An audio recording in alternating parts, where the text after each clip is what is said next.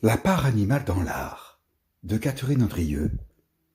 Je le confesse sans détour, les animaux ont toujours habité mon imaginaire.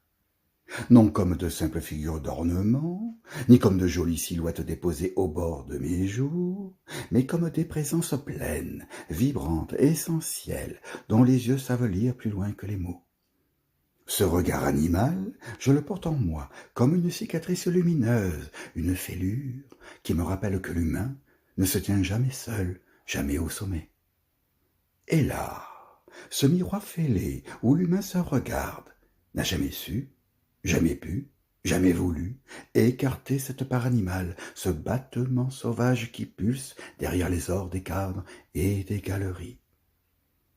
Là où l'humain peint, grave, sculpte, il convoque même à son insu l'écho de la bête, son souffle derrière l'épaule, son ombre glissant sur la toile. Je marche à travers les siècles d'art comme on traverse une forêt. Les branches ploient sous le poids des cygnes, au détour d'un buisson, un faune surgit. Ailleurs un loup se tapit sous les traits d'un roi, plus loin encore, des oiseaux constellent les marches des manuscrits enluminés. Pourquoi l'homme a-t-il tant eu besoin de peupler ces images d'animaux? Parce qu'au fond, il ne sait pas dire autrement ce qui lui échappe.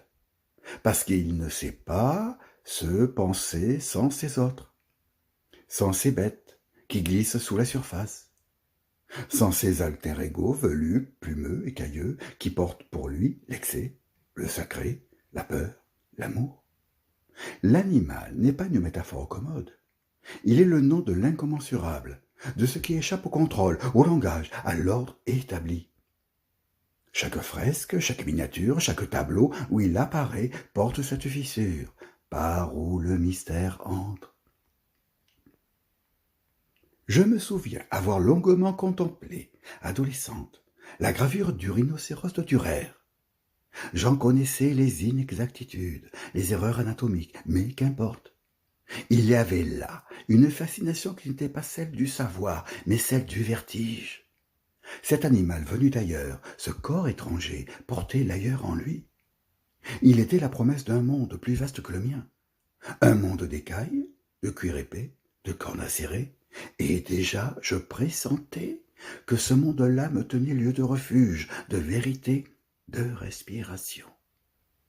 L'art ne cherche pas l'exactitude, il cherche l'intensité. Et le rhinocéros de Dürer, dans ses disproportions mêmes, disait la stupeur, l'éblouissement, l'irruption d'un réel plus grand, plus fort, plus terrible. Plus tard, j'ai découvert les performances de Joseph Beuys, ces 3 jours passés avec un coyote. Et ce fut comme une secousse. L'animal cessait d'être symbole, il redevenait partenaire, présence réelle, altérité insoumise. C'était une rencontre, une collision de mondes, un geste d'ouverture radicale. Et moi, à travers l'art, je retrouvais ce que je savais confusément, que l'animal n'est pas un décor, qu'il est une force, un défi, une question posée à l'humain, une question sans réponse. Dans l'enclos de la galerie, Beuys et le coyote réinventaient un territoire commun, un espace où l'humain n'était plus maître, mais invité. C'était là déjà le pressentiment de notre fragilité.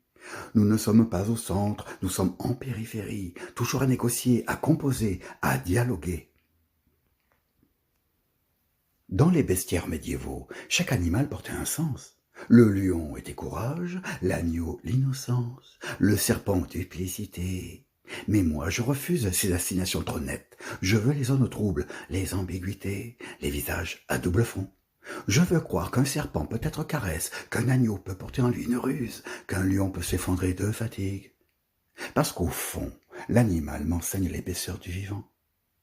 Il me rappelle que tout est plus complexe que ce que je projette, que les frontières sont poreuses, que l'homme, malgré son orgueil, n'est qu'un animal parmi les autres, et que dans ces entrelacs, il y a la beauté. La beauté de ce qui déborde, de ce qui échappe, de ce qui ne se laisse pas réduire à un signe. Quand je regarde une peinture, une sculpture, une photographie d'animal, ce que je cherche n'est pas seulement l'image, mais le souffle derrière l'image. Je veux sentir le poil, l'odeur, l'inquiétude, le frémissement. Je veux retrouver la palpitation de mon propre cœur, car l'animal dans l'art n'est pas seulement une figure, c'est un rappel à la vie, à la matière, au trembler du monde.